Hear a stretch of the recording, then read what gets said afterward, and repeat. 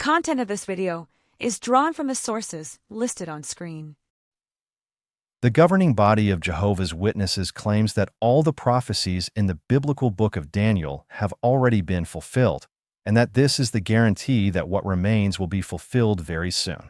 In fact, they believe that the ban on their activity in Russia, which happened in 2017, is part of the fulfillment of the prophecies in Daniel chapter 11 related to the king of the north and the king of the south.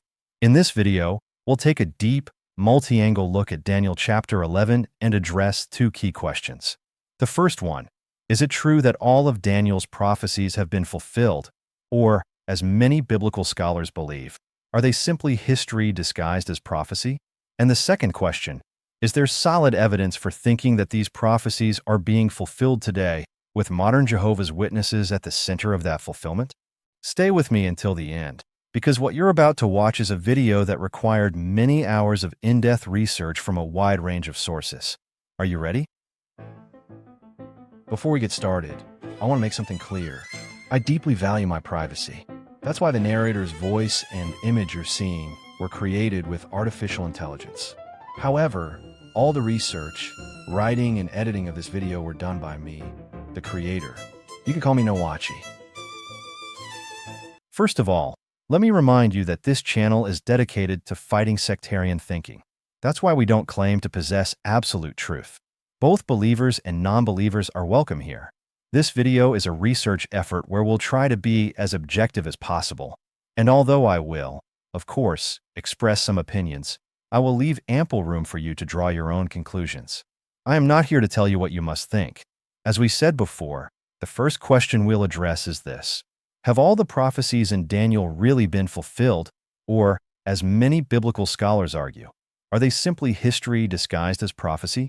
In their book Pay Attention to Daniel's Prophecy, the Watchtower addressed this question in Chapter 2, titled Daniel, a Book on Trial. There, they refer to the new Encyclopedia Britannica as follows. The encyclopedia dates the book between 167 and 164 BC.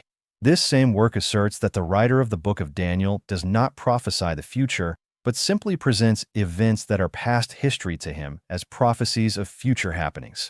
Meanwhile, the anonymous writers of the Witnesses book claim that his book covers the period extending from about 618 to 536 BC and was completed by the latter date. This means there is a difference of about 372 years between the scholar's date and the date given by Jehovah's Witnesses. And this matters, because if the scholars are right, it would mean that, as the Encyclopedia Britannica states, the writer of Daniel does not prophesy the future, but simply presents events that are past history to him as prophecies of future happenings. Now, I want to mention that many believers accuse academics of resorting to vaticinium ex eventu. In other words, they say scholars assume from the start that supernatural interventions cannot be admitted. And yes, this is true. Academics avoid explanations that invoke divine action. But it's also true that all scientific disciplines do the same. Science and professional historical research avoid beginning with supernatural explanations because otherwise scholars would have to answer, which belief system are we going to follow? The Christian one, the Islamic one, the Buddhist one, or the Hindu one? Can you imagine academics debating that way? There would be no progress at all. On the other hand, believers also operate from their own assumption that biblical prophecies must be real. So, in the interest of seeking truth, let's acknowledge that both groups have biases and examine the evidence as objectively as possible. Back to the Witnesses book. In Chapter 2, they confront the scholar's position by bringing up a number of controversies related to the book of Daniel. The first one they present is a dispute that was settled decades ago. But because it favors their position, they continue mentioning it. The debate about the existence of King Nabonidus, whose existence scholars once rejected but later confirmed. In another example, the Witnesses book states, the new Encyclopedia Britannica asserts that this Darius is a fictitious character. But what the encyclopedia actually says is, Darius the Mede, a fictitious character perhaps confused with Darius the First of Persia.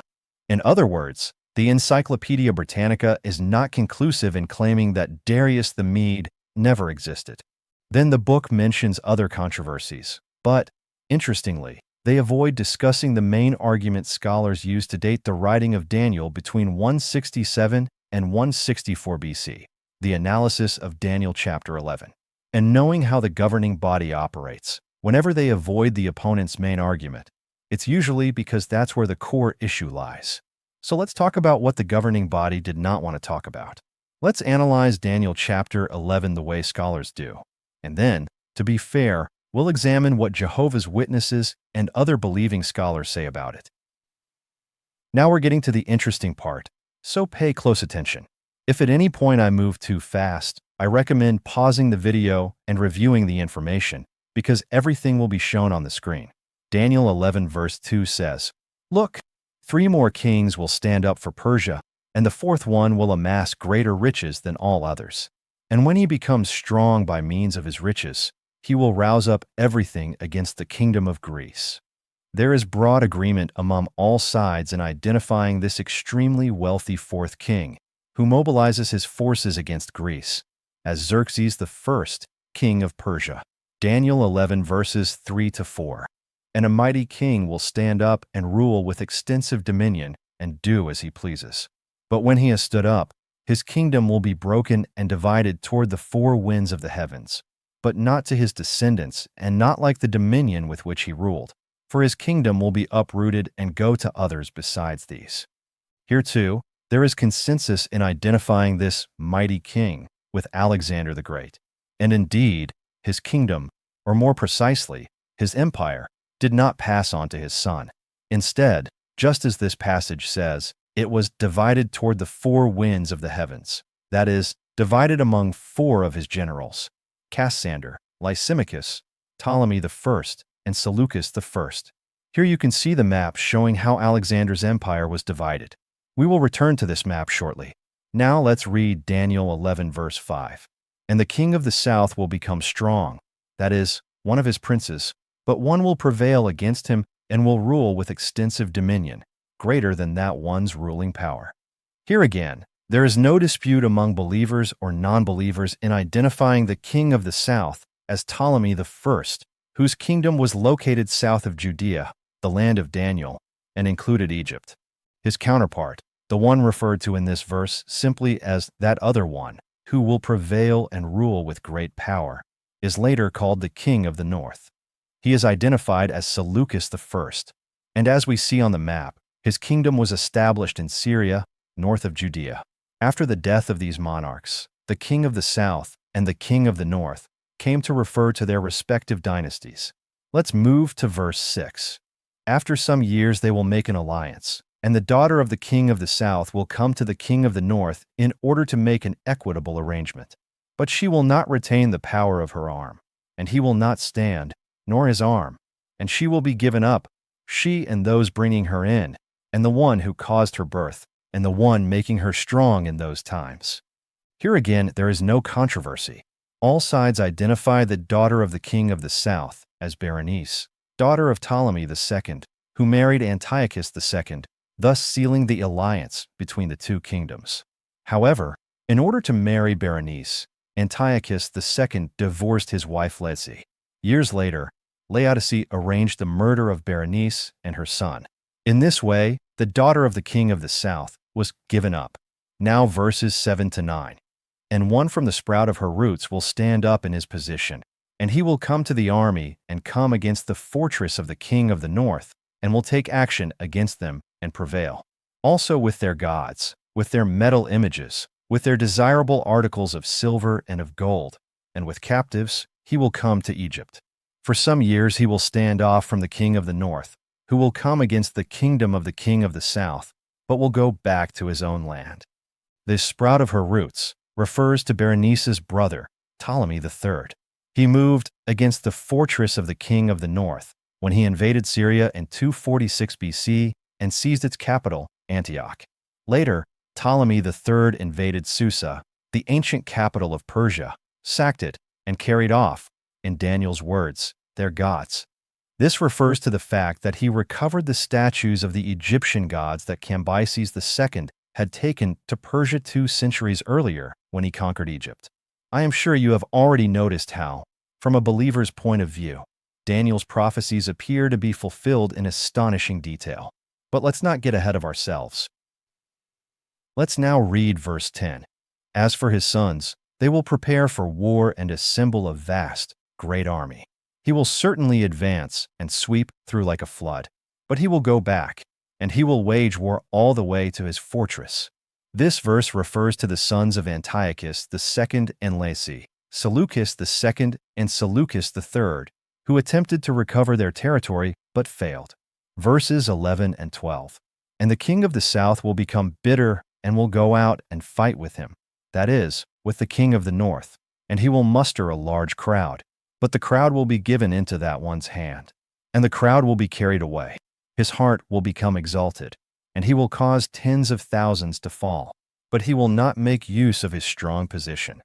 Here, the king of the south is Ptolemy IV, who counterattacks and initially wins at the Battle of Raphia in 217 BC. But as the verse says, he will not make use of his strong position, meaning that his victory did not last. Now let's look at the counterattack of the king of the north in verses 15 and 16. And the king of the north will come and throw up a siege rampart and capture a fortified city. And the arms of the south will not stand, nor will his select men, and they will have no power to stand. The one coming against him will do as he pleases, and no one will stand before him. He will stand in the land of the decoration, and ability to exterminate will be in his hand. Here, the king of the north is Antiochus III, who recaptures the lost territories, including the land of the decoration, that is, Judea, the land of Daniel. Verse 17. He will set his face to come with the full force of his kingdom, and there will be equitable terms with him, and he will act effectively. As regards the daughter of women, it will be granted to him to bring her to ruin, and she will not stand, and she will not continue to be his. Here, the equitable terms refer to the temporary peace agreement between the two kings when Ptolemy V accepts Cleopatra I, daughter of his rival Antiochus III, as his wife. In that sense, Cleopatra I is the daughter of women mentioned in Daniel. However, as the verse says, she will not continue to be his, meaning that Cleopatra I supported her husband Ptolemy V instead of her father, Antiochus III. Verses 18 and 19. He will turn his face back to the coastlands and will capture many. And a commander will make the reproach from him cease for himself, so that his reproach will not be. He will make it turn back on that one. Then he will turn his face back to the fortresses of his own land, and he will stumble and fall, and he will not be found. Antiochus III attempted to expand toward the coastlands, meaning Asia Minor and Greece. The commander who stopped him was the Roman general Lucius Cornelius Scipio. After his defeat, Antiochus III returned to his land and died in 187 BC while plundering a temple in Elymais, thus fulfilling Daniel's words. He will turn his face back to the fortresses of his own land, and he will stumble and fall, and he will not be found. What is interesting is that up to this point, meaning up to verse 19, everyone agrees. And by everyone, I mean scholars, Jehovah's Witnesses, Catholics, mainline Protestants, and dispensationalist evangelicals. All of them agree on the interpretation we have given so far for Daniel 11. But starting in verse 20, one group breaks away from the obvious and logical interpretation of the book of Daniel. Can you guess who they are? Exactly, Jehovah's Witnesses. To interpret verse 20, Jehovah's Witnesses make a historical leap of more than 180 years, all the way to the year 2C. We will return to that point later.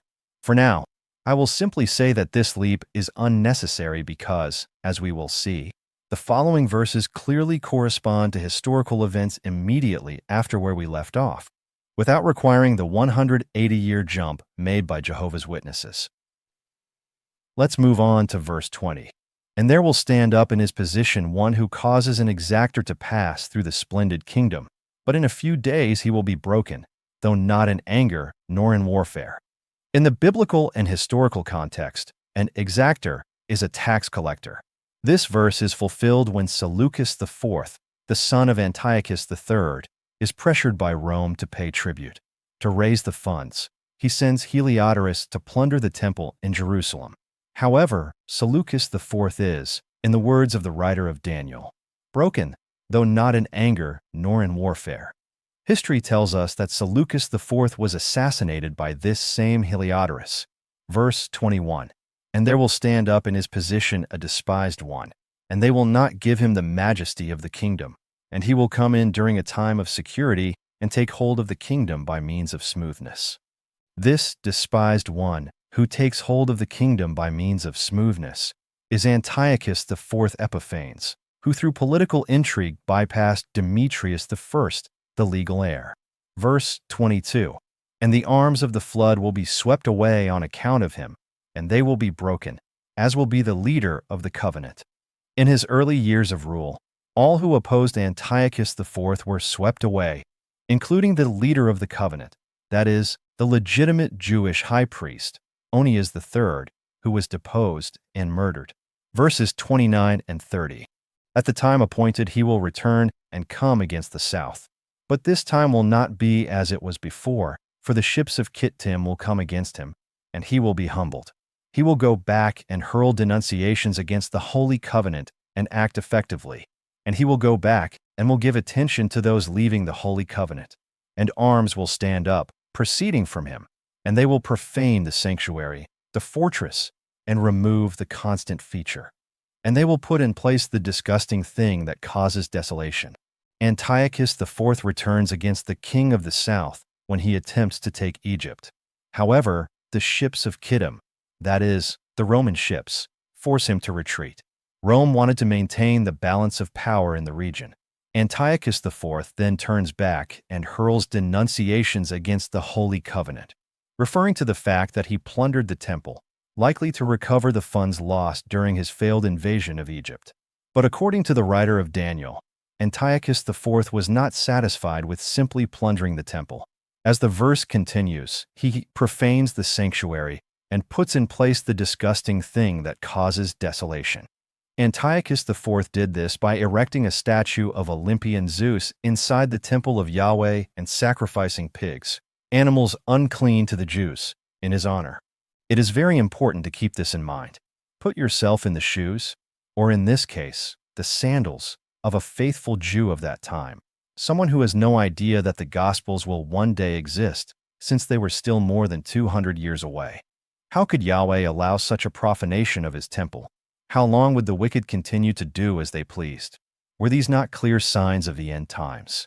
Was it not evident that Yahweh would intervene at any moment in favor of his people? Keep this perspective in mind as we continue analyzing the next verses. Let us now read verses 32 and 33. And those who act wickedly against the covenant, he will lead into apostasy by means of smooth words. But the people who know their God will prevail and act effectively. And those having insight among the people will impart understanding to the many.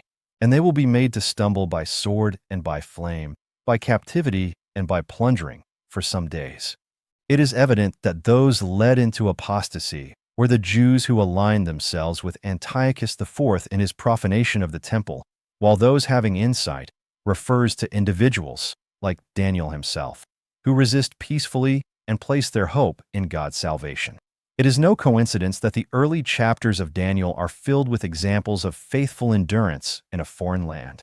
Verse 34. But when they are made to stumble, they will be given a little help. There is widespread agreement that this verse refers to the unsuccessful efforts of the faithful Jews in the face of the temple's profanation. Some even identify this little help with the early stages of the Maccabean revolt. As we have mentioned, up to this point there is broad consensus in interpretation among both scholars and believers. The only exception are Jehovah's Witnesses, who depart from this consensus beginning in verse 20, despite the clear correspondence between real history and the narrative in Daniel. However, it is beginning in verse 36 that the consensus breaks down between scholars and some groups of believers. Why? To begin with, Daniel 11 verses 40 to 45 describes a final invasion of Egypt, additional wars, and the death of Antiochus IV between the sea and the Holy Mountain, meaning in Judea. However, Antiochus IV never invaded Egypt again, and he died in Persia, not in Judea. Based on all this, scholars date the writing of the book of Daniel to the period in which its prophecies stopped being fulfilled, that is, between 167 and 164 BC. From this, they conclude that the writer did not actually foresee the events described in chapter 11. Rather, he wrote the history he knew in a way that made it appear prophetic.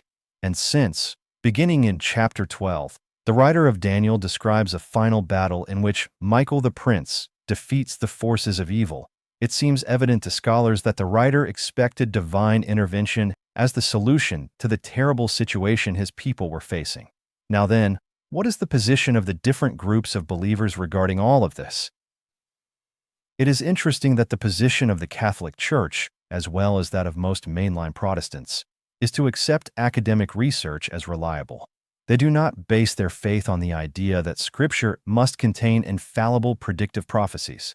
They consider that the author of Daniel was not writing flawless predictions, but rather a theological message of resistance. Dispensationalist evangelicals address the issue by saying that verses 36 and onward refer to Antiochus IV only as a prophetic shadow. In Jehovah's Witness language, a prophetic type of the Antichrist. In doing so, they make a historical leap of many centuries. And Jehovah's Witnesses, as we saw, starting in verse 20, they make a historical jump all the way to the year 2 CE. For them, the exactor is not Heliodorus with his order to plunder the temple, but rather the census ordered by Caesar Augustus, which, according to the Gospels, results in Jesus' birth in Bethlehem. From that point on, the king of the north becomes Rome, which hurls denunciations against the Holy Covenant in 70 CE by destroying the temple. Finally, in the May 2020 issue of the Watchtower, they modified what appeared in the book Pay Attention to Daniel's prophecy, and make another leap, this time from the destruction of the Jerusalem temple all the way to 1871. Why 1871?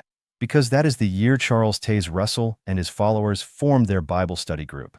Of course, when you believe you possess the one and only absolute truth of the entire world, the universe, and beyond, everything ends up revolving around you. In this way, they identify the King of the South as the United States and Great Britain, while the King of the North is identified successively as Germany, the Soviet Union, and currently Russia. To conclude, I want to acknowledge that there is much more to say about the book of Daniel, since in this video I covered only one of its 12 chapters. So I am not trying to draw any rushed conclusions. Depending on the interest in the topic, we could return later to continue analyzing this fascinating biblical book, such as the prophecy of the 70 weeks, for example. But for now, and referring specifically to Daniel chapter 11, which explanation resonates most with you?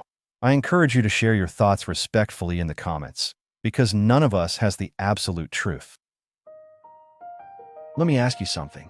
Do you want this content to reach more and more people who need it? It's really simple, and it doesn't cost you a thing. Just hit subscribe, turn on a notification bell, leave a like, and share this video with anyone you think it could help. Thank you for being part of this project. See you soon.